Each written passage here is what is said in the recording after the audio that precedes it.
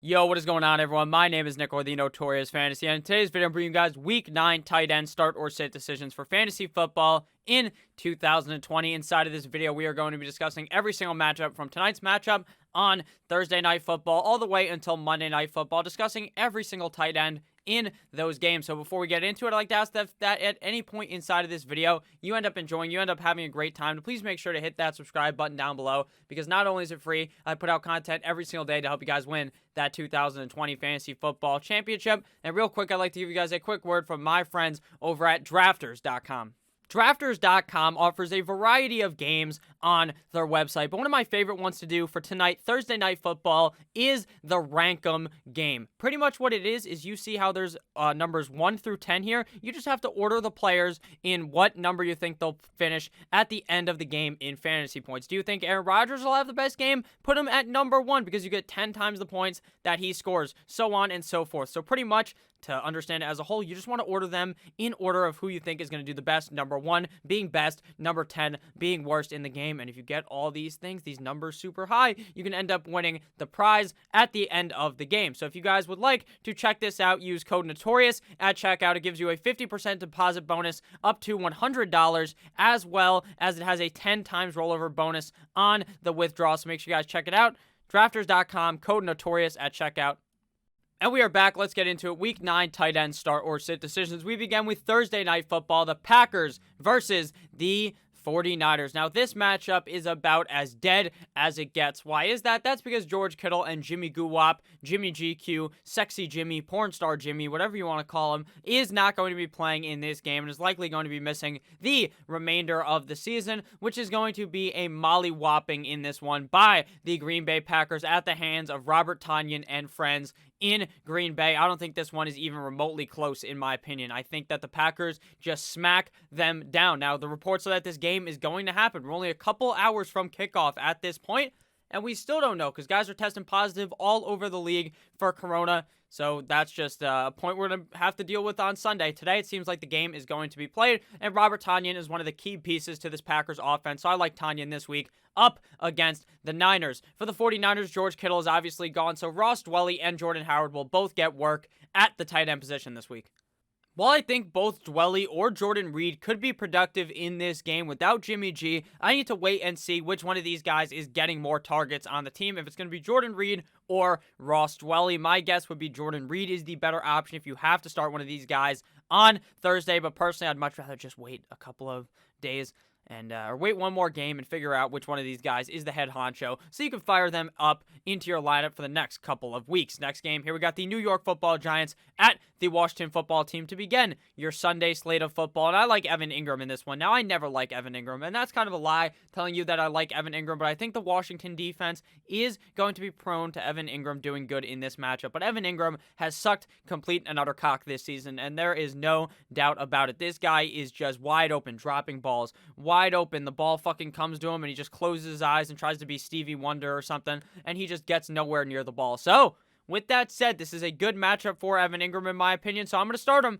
but with as little confidence as one can have starting a tight end in fantasy football. Logan Thomas, LT, is an all-right start if you're in a super deep league, but if you're not in a deep league, if you're in like a normal 10, 12, 14-team league, I'm not starting Logan Thomas, because considering the Giants' defense actually looked pretty solid last week up against the Tampa Bay Buccaneers. Next game here, we got the Chicago Bears at the Les Titans, and I like Jimmy Graham and Jonnu Smith in this game. Jonnu Smith has been dealing with injury. He was out for a couple of weeks, then he came back 2 weeks ago, didn't look all that hot, was all right last week, and I think this is the get-right game for Mr. Jonnu Smith and the Les Titans. Plus, he had such a soft serve matchup last week up against the Cincinnati Bengals and didn't perform up to that level. The whole Titans offense really kind of went to sleep during that game, but I think they bounce back here and get ahead up against the Tennessee Titans, and Jonnu Smith is a big part of the plan in Tennessee. For the Bears, Jimmy Graham had an all-right game last week that they ultimately lost to the New Orleans Saints, but Jimmy Graham is just such a safe guy to play on a weekly basis. He is the mainstay receiver on that team besides Allen Robinson. They really only have Allen Robinson and Jimmy Graham. The other rest of the guys are just frankly not that good. Monet is actually pretty good, but Foles just can't fucking hit him deep down the field. So I think Jimmy Graham is in for another big game here, especially since I believe this is going to be such a high-scoring game. Next game here, we got the Detroit Lions versus the Minnesota Vikings. Now, my start of TJ Hawkinson kind of revolves around Matthew Stafford ending up playing. Now, the lines came out for the games, and it appears that the lines went down, right? Because Matt Stafford got corona, the betting lines, and they were at 4. The Lions were -4, I believe. Or they were +4, one or the other, and it came back and they were -4.5 or +4.5. And you know what that tells you as the viewer or as the person who looks at the lines, that they expect Matthew Stafford to play, because if Matthew Stafford wasn't going to play, the line would have shifted completely differently. If they were at +4, they'd be at like +10 or 12 due to the quarterback change and the uncertainty back there for the Lions. So based upon the lines, and the books kind of know a little bit more than you do in most of these sense, I'm going to go ahead and believe that he is going to play and start TJ Hawkingod in this one up against the Minnesota Vikings. For the Vikings, Irv Smith and Kyle Rudolph are just parasitic tight ends on the exact same team.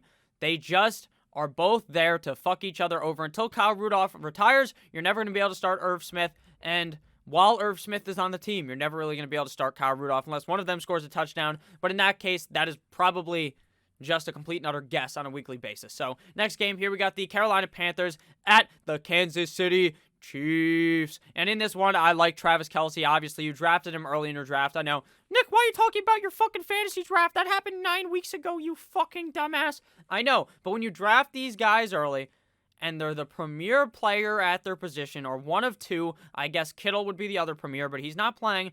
Travis Kelce is a must start on a weekly basis, especially up against a defense that's not that great in the Carolina Panthers. For the Panthers, Ian Thomas just has not developed into that guy yet. In the future, maybe Ian Thomas does become that guy that's potential tight end 1 on fantasy football, but as of right now, I do not trust him with Teddy Two Gloves, so I'm sitting down Mr. Ian Thomas. Next game here, we got the Houston Texans at the Jaguars. The Jacksonville Jaguars and Jake Laton. In this one, I don't like any of the tight ends. If I'm being honest with you, I have zero confidence in Eifert on a weekly basis. Sure, he's still an all-right tight end for the NFL, but for fantasy football, he's kind of washed. And with Jake Luton starting at quarterback, I really have no idea what to do there, who he's even going to throw the ball to. And for the Texans, you have Darren Fells and Atkins now back on the same team, like now that one of them is healthy.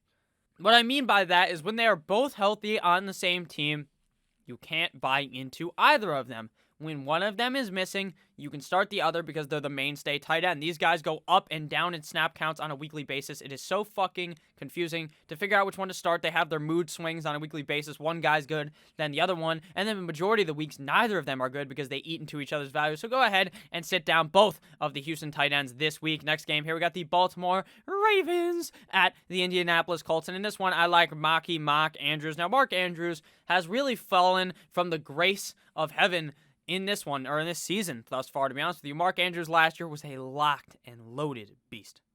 Simply built different last year, was a late round draft pick. Now he hasn't been performing as well. Why is that? That's because Lamar Jackson looks like a fucking washed up piece of shit. I expect him to bounce back in this game, and I expect a big game out of Mark Andrews in this one. For the Colts, I like Trey Burton in super deep leagues, but I'm not ultra confident that with Jack Doyle still there, that he is going to be the mainstay target in this offense. But would I be surprised if he scored fucking 3 touchdowns somehow against the Ravens? No, because Phillip Rivers loves that tight end. That's why the man has 11 kids. Next game here, we got the Seattle Seahawks at the Buffalo Bills, and no one circles the wagons like the Buffalo Bills. Both third leg Greg and Tyler Kroft, the Croftinata, are going to be sits for me in this one. Drop my drawers and let her see my third leg. Has not been all that useful thus far this season with Seattle unless he scores a touchdown. And again, when you have these touchdown-dependent tight ends, it's very hard on a weekly basis to guess if he's going to end up scoring or not. Tyler Kroft, now the return of the other tight end over there, Dawson Knox, one time, if you're with me, is back. So don't really feel ultra confident in Tyler Kroft in this one. Next game here, we got the Denver Broncos at the Atlanta Falcons. If you guys have ended up enjoying thus far in this video, please make sure to hit that subscribe button down below. Back to it, Broncos at Falcons. I like both tight ends in this matchup. The funny thing about Hayden Hurst is I called him to be a top 5 tight end this season, and so far that has been wrong, but you'd actually have done much worse if you drafted some of these other tight ends in the middle rounds versus Hayden Hurst, so I still feel confident that my call wasn't completely awful. Obviously, he hasn't been the guy guy I thought he would have been, but that's because the Falcons' offense isn't what I thought it could have been thus far this season. But Matt Ryan does look all right. The offense looks all right, and Hayden Hurst just magically does nothing in the first half of games. If you guys notice, a majority of games where Hayden Hurst does pretty good, the beginning of the game, he just sucks fucking cock, and then magically in the third and fourth quarter, this man either scores a touchdown or gets like a 60-yard dime thrown his way from Matty Ice, and his score goes up. So don't fret in the first half when Hayden Hurst is doing shit. Make sure to wait till the second half when he goes absolutely sicko mode, as they would say, as the children say nowadays. And for Noah Fant's been all right for the Denver Broncos thus far this season. Albert O, obviously, kind of, after Noah Fant got hurt, Albert O kind of got more work. Albert Akobdejuda is his name. No idea how to say it. If he becomes the starting tight end of the Broncos, then I will learn how to say his name. But him and Horsecock Drew Lock played college football together at Mizzou, so maybe that's where the connections came from. He's been getting a decent amount of work, but up against the Falcons defense, I think Noah Fant can go to work in this one. Next game, we got the Las Vegas Raiders at the Los Angeles Chargers. In this one, I like both tight ends, but by God, what the fuck happened to Hunter Henry? He looked like a very promising talent the last couple of years, and this year, so far, he's just completely shit the bed right in your face on a weekly basis. Now, you always want to start him because of how potent this Chargers offense is. Horsecock Drew Lock says, you get a touchdown, you get a touchdown, you, some random motherfucker I've never heard of, you get a touchdown. Everyone gets a touchdown, Oprah Winfrey style, but for some reason, Hunter Henry is nowhere to be found in the end zone. But with that said, he's got another opportunity this week up against the Raiders in a matchup that I believe is going to be very high scoring, so I like Hunter Henry in this one. Last week, the Raiders played in that game up against the Browns, and it was windy, it was snowing, it was raining, it was sleeting, it was a combination of terrible fucking weather. So you take that game, you dribble it, and you throw it from 3 out the fucking window because it does not matter at all what happened in that one. Darren Waller played all right. He got a decent amount of targets, and I expect him to get a heavy dosage of targets here up against the Los Angeles Chargers. Next game here, the game everyone wants to watch, the Steelers at the Dallas Cowboys. I'm personally going to rather close my eyes and just watch the fucking paint dry because the Steelers are going to pound the Cowboys into submission. I wouldn't be surprised if the Cowboys scored, or if the Cowboys didn't score at all, and the Steelers scored like 6 touchdowns. Sorry, guys, I'm a bit dumb at times. I fucking just say things because my mind can't comprehend what's happening. But I'm not going to edit that out because it's pretty funny, I think, to you guys. Maybe you find enjoyment in me messing up a bunch of times. So, I like Eric Ebron in this one. Eric Ebron looked very good last week in their matchup up against the Baltimore Ravens, and I expect him to look even better here up against the Dallas Cowboys. So even if I don't feel ultra confident in Eric Ebron on a weekly basis, I'll buy into the matchup this week up against the Cowboys. I'm going to be sitting down Dalton Schultz because with Gucci Danucci, Ben Danucci, or Gilbert Gottfried, or whoever the fuck they're playing at quarterback, or Cooper Rush, can't trust any of them, man. As they would say on ESPN. Come on, man. Next game here, we got the Dolphins at the Arizona Cardinals. And in this one, I like Mike Licky Amagasiki up against the Arizona Cardinals. This is the prove-it game for Tua Tagovailoa. I understand last week he railed the Rams, but he didn't really rail the Rams. Kind of our defense did. But with that said, this is the prove-it game for him. Now, I take all my Dolphins bias out of it when I talk about fantasy, when I talk about betting. Obviously, on a weekly basis, I think all these guys are going to tear it up in my mind. But once I take myself out of my own mind and go into what I should really think, I like Gesicki in this matchup. The Arizona Cardinals last year were the worst team up against the tight end, and this year, that kind of stereotype is completely gone for the Cardinals.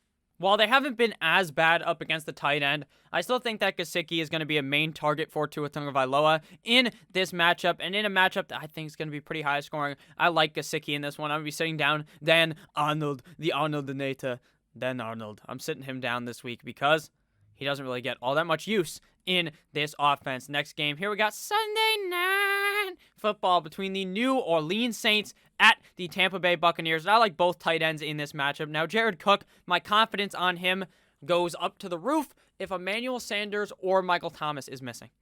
If they're both missing, it hits the fucking moon. If one of them are playing, if it's just Michael Thomas, then I'm pretty confident in Cook. If they both play, no bueno for Jared Cook. But I think Jared Cook will have a good matchup this week if Thomas or Emmanuel Sanders ends up missing. Rob Gronkowski has been scoring touchdowns like it's his job as of recently. And guess what? It is his job to score touchdowns. And I expect a nice game here out of the Gronkaneta in this one. And final game here, we got the Patriots at the Jets. I won't keep you guys extra long for this. This game sucks cock. Ryan Izzo, Chris Herndon, not involved at all in the offense. Chris Herndon, one of the most athletic tight ends in the NFL, one of the best talents, in my opinion, at the tight end position, doesn't get used. Fuck you, Adam Gase. That's all I got to say about it. So thank you guys all for watching. If you did end up enjoying, please make sure to hit that subscribe button down below. Not only is it free, I put out content every single day to help you guys win that 2020 Fantasy Football Championship. So have a great rest of your guys' day. Check out drafters.com as well. Code Notorious at checkout. As always, have a great rest of your guys' day. I love you all. Good boy.